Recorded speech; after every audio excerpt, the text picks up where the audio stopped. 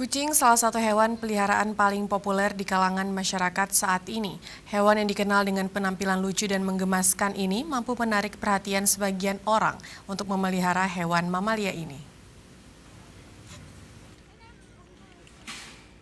Komunitas pecinta kucing Banda Aceh menjadi sebuah wadah berkumpulnya para pecinta kucing dengan tujuan berbagi informasi, berbagi ilmu, dan membahas segala sesuatu tentang kucing.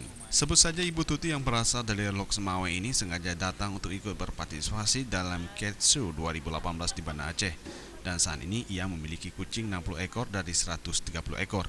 Memelihara kucing sudah berlangsung 8 tahun. Dan kali ini ia selalu membawa Monaco, jenis ras begal yang sudah berumur 5 bulan. Untuk makanan selalu dikasih makan pabrikan, juga diberikan ayam dan ikan tuna, dipelihara di dalam rumah.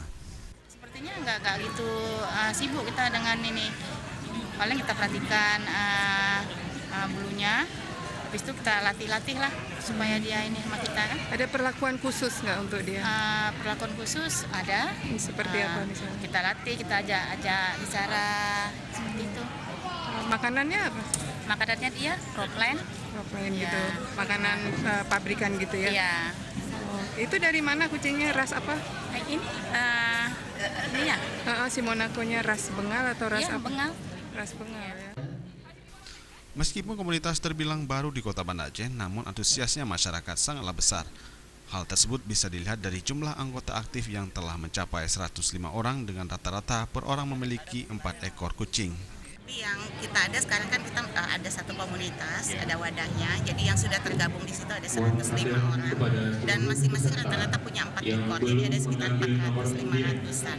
Itu di Banda Banda Aceh saja, Banda Aceh saja. Diharapkan melalui kegiatan Cat Show 2018 dapat menumbuhkan dan meningkatkan kecintaan terhadap kucing juga kerap yang dilakukan oleh komunitas.